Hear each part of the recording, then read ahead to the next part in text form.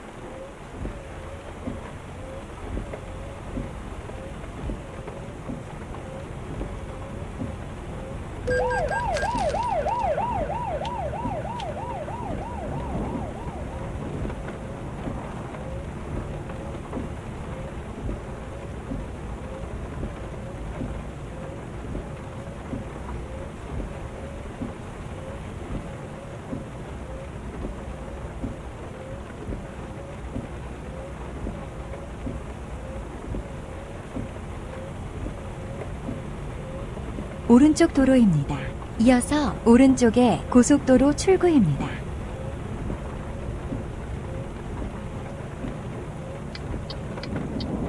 오른쪽에 고속도로 출구입니다.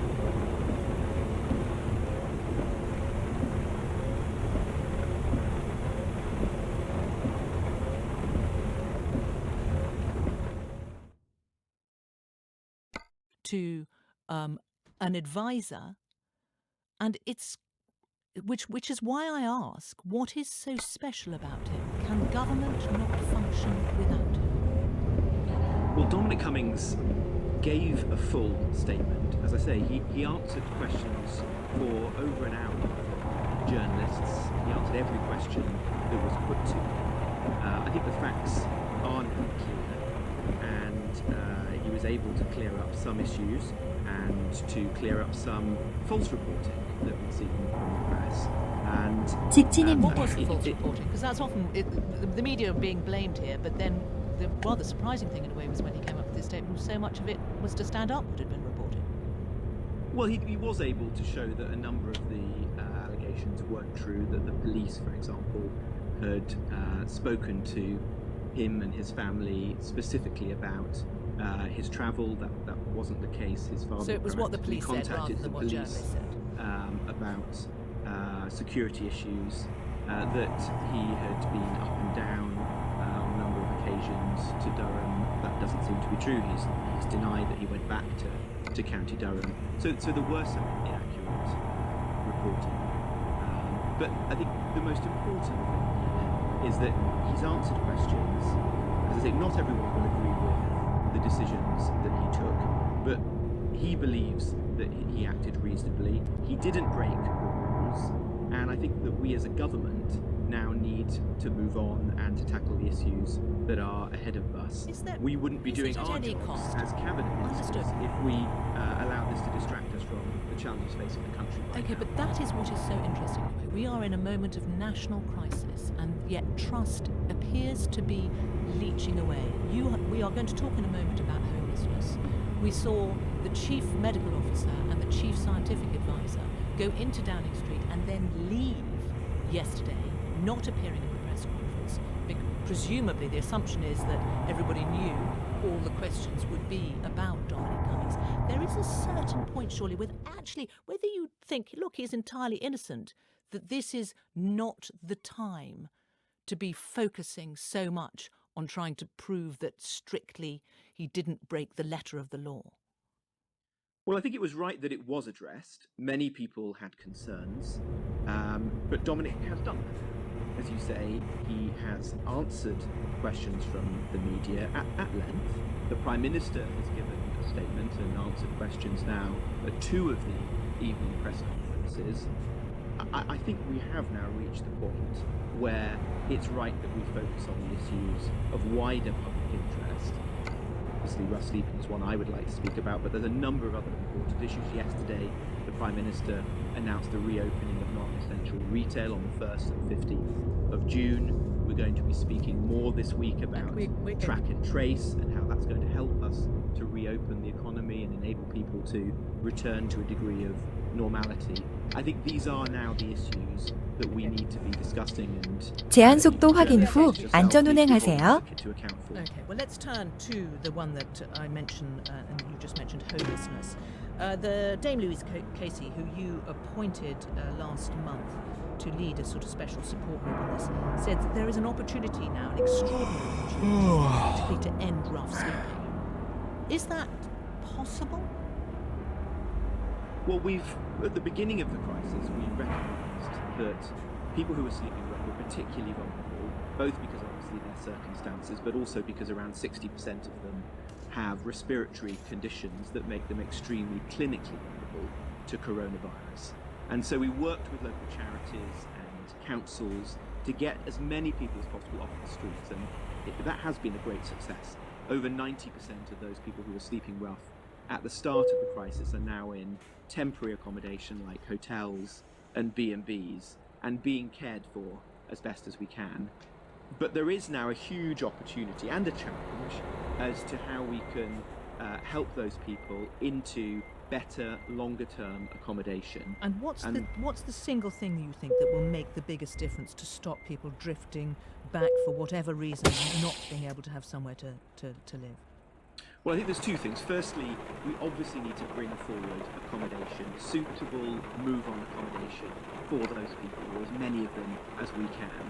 And this week we're announcing that we're going to be buying or building 6,000 new homes for those rough sleepers. And this will be the biggest intervention that any government has made since the rough sleeping initiative was created in the early 1990s. That will create a national pool of accommodation which rough sleepers can be offered. They can then move into it, have wraparound care and support whilst they're in those homes, and then hopefully be able to move from that into more permanent accommodation, either in social housing or the private rental sector in due course. And then secondly, because rough sleeping has never been exclusively about housing, it's also about mental health and addiction, we need to ensure that care is there, because some of these people are unwell and need to be supported and looked after now and when they're in that accommodation. So Louise Casey, myself, a whole range of different charities and councils, the length and breadth of the country now, are going to be working together to try to put that package in place. I think this is challenging, but what we're setting out to do is to ensure that as few people as possible drift back onto the streets. Robert Jenrick, thank you very much. Now, one of the questions thrown up in the past few days is whether coronavirus damages your eyesight. Dominic Cummings said he experienced a loss of vision because of the disease. That's why he drove to buy a parcel to test his ability to drive back to London. It prompted the Prime Minister to say this. On the point about eyesight, I might just say I'm finding I have to wear spectacles for the first time in years. Because I think the effects of this thing. I think that's very, very plausible that eyesight can be a problem associated with 오른쪽 도로입니다. 이어서 오른쪽에 고속도로 출구입니다. 오른쪽에 고속도로 출구입니다. Good afternoon, sir. Good afternoon. Now, there are many things we are learning about this virus. Is another to be added to the list that it affects your eyesight? Well, COVID-19 can cause a conjunctivitis in a proportion of patients. So that's an inflammation of the membrane covering the white of your eye. So it causes the eye to be red, watery, some discharge, and feel gritty, and may temporarily affect the vision. Okay, just temporarily? Is there? Do we know yet whether there's any longer term effect? There doesn't seem to be any longer term effects. Yes, conjunctivitis is a temporary effect on your vision, wateriness and discharge in your eye, at the same time as you're having the other symptoms from COVID-19. Okay, so it's a bit like when you get a cold or you're under the weather, and usual reasons you might get conjunctivitis. Yeah, that's exactly. It's the same as other respiratory viruses. Okay, and there is no long-term effect on other respiratory the surface of the eye, it doesn't affect it. Well, as far as we know with COVID-19 at the moment, other respiratory viruses can affect the surface of the eye, the window into the eye cornea, and that's inflammation there which has longer lasting effects. That's not the case in COVID-19 as far as we know. Nine there, not great sounding. Now then, you might have missed it in the round Cummings travel, but the government has announced the next phase of trying to get the country back to work. All shops, not just essential ones, in England will be allowed to reopen by the middle of June. Outdoor markets and car showrooms can open their doors from the 1st, provided of course they're free to do so safely. So how easy will it be for shopkeepers to welcome back customers? Sinead Hanks runs the vintage lighting shop Any Old Lights in Cornwall. I have to say we were a bit confused at first because we didn't understand it was 1st of June, but we've now been told it's the 15th of June, so we are going to reopen on Monday, the 15th of June. And do you know how you're going to do it? Yes, we've been taking very close look at the government guidance. For example, we are going to have face masks for our staff, we're going to have hand sanitisers for customers coming in and out of the shop. Our shop isn't massive, so we don't really have a room to have a one-way system, but we're going to keep the door open, and we basically looked at every single piece of government guidance and tried to apply it to our shop as far as we could. Okay, so how many people do you think you can have in your shop at one time? Well, that's the key thing. That's the area that we are slightly concerned about. We think we can have up to 3 in our shop, which wouldn't be a problem normally, but in the summer months our shop can get incredibly busy. So what we're going to have to ask them to do is, of course, queue outside. There are concerns with all shopkeepers in Foy that asking people to queue outside, that there could be some issues with social distancing. Are you nervous about whether you are going to be able to make money out of it? I don't think we're nervous about people coming in to Foy. To some extent we're nervous about having people who happen to be local coming into Foy. There's a lot of nervousness around that, but I think once people come into the town will be busy. I mean, I have to say, if there's no further lockdowns, no further outbreak, we are expecting a busy summer. So I think people will flock to Cornwall, places like that, when the lockdown eases. You don't think that people will be met by pitchforks when they head down to Cornwall? That has been a concern in the past. I mean, I've always been of the opinion that we must be very clear and that we're very keen to welcome visitors back. And I've long been of the opinion that tourism is our lifeline. We need tourism. So there'll be no pitchforks around here, I can tell you that. Retailers be able to cope with this new situation. Justin King used to run Sainsbury's, knows a thing or two about retail, which is why we've turned to him in the past, and we do so again today. Good afternoon. Good afternoon, Sarah. Do you see this as being a challenge? Because obviously we've had food shops, which is one that you're most familiar with, perhaps from your professional history. But for non-essential shops, in some ways it's harder, isn't it?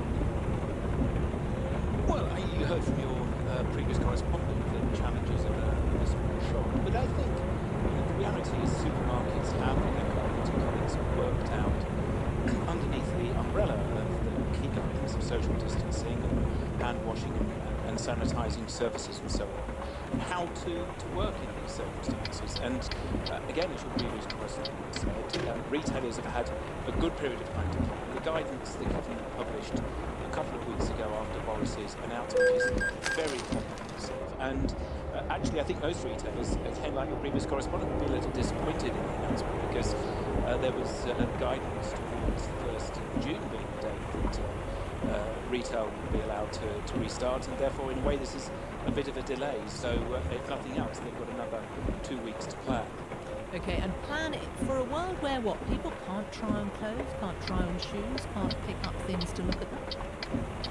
Well, I think we've all already got used, those of us who have been, say, shopping from home, that environments become much less, contacts become much less in all shopping type of environments. And yes, I think things like changing rooms, the current guidance is not to open them, so people are not going to be trying clothes on in the shop. And of course, if they take them home, retailers will have to have different rules about how clothes that don't fit are returned. But these are all things that will work out with customers, because people, I think, understand, and we're seeing that, for example, in supermarkets. People have worked out how to queue outside shops, and if you go into a supermarket today, you'll see that even where there isn't officially a one-way system, people work that out for themselves. So I do think the time has come for us to shift towards, it's been mentioned a couple of times along this journey, the great common sense of the British public. I think people will work this out for themselves. Those that are comfortable with the risks will start shopping. How hard do you think it's going to be for people to make money in this new environment? Oh, very hard. Look, people aren't starting, I should think, with the immediate view to making money. It's about restarting their businesses. There'll be very tough decisions to take about, for example, how many employees you bring back. The big missing part of the jigsaw puzzle in this announcement at the moment is what's going to happen with furlough. The government indicated that when it finishes its current period, retailers, all employees will have to start contributing. And so big decisions, if you think your business is going to be at 50% of the level it was before, do you bring everybody back for half the time? You can't do that on the current rules of furlough. Or do you just bring half of them back, in which case, which half do you bring back, and do you perhaps have to make the other half redundant? These are the very big decisions. And as I say, at the moment, not knowing where furlough is going, it's not an easy decision for retailers, or indeed any employer to make. Justin, thank you very much.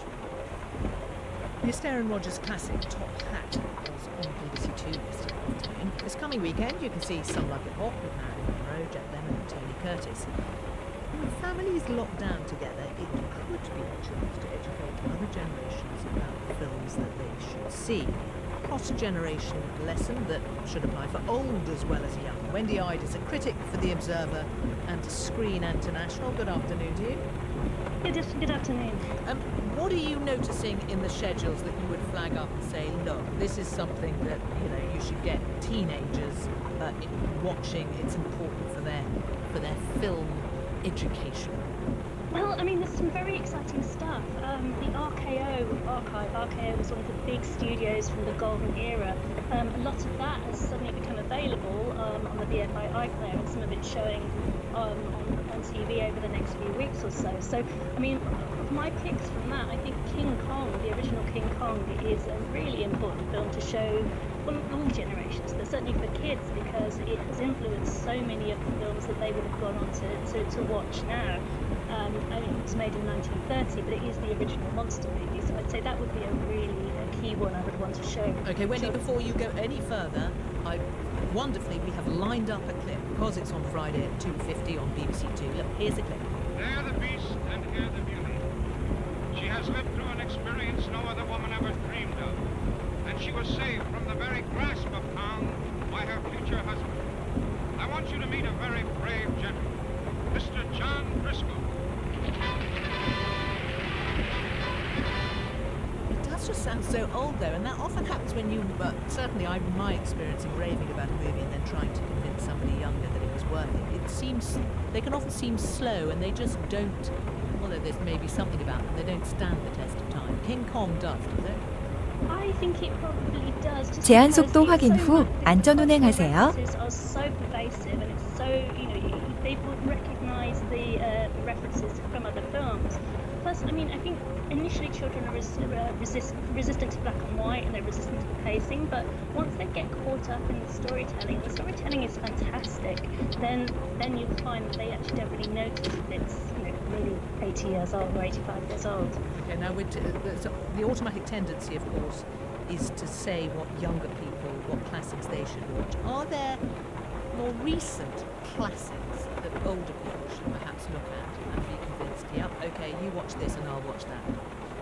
Well, I know that my son will be lobbying very hard for me to watch the Simpsons movie tonight because it's one of his personal favourites. I mean, I love it as well, but I'm not sure it's a classic, but it just has that kind of feel-good, like, comedy, jokes per minute rate, which is exactly the kind of escapist comedy thing that I guess everybody needs right now, don't they?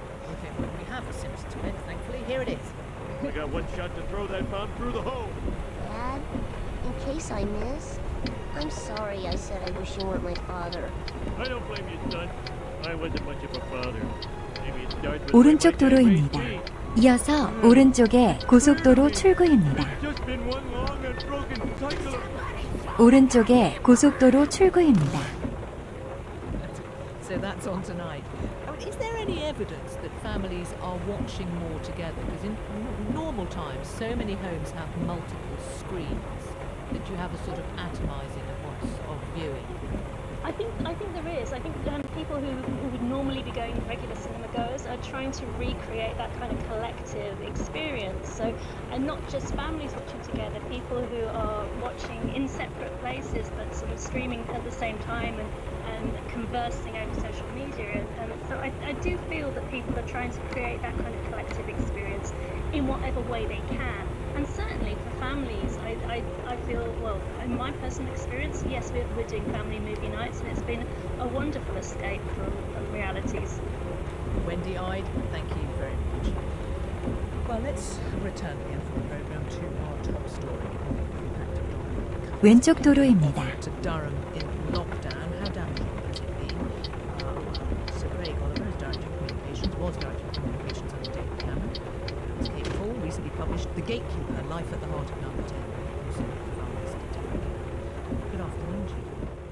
Good afternoon. Good afternoon. Can you paint us a picture of what Number 10 will be like at the moment? Sir Craig, what do you think is going on behind the black door? I think there'll be a huge and enormous focus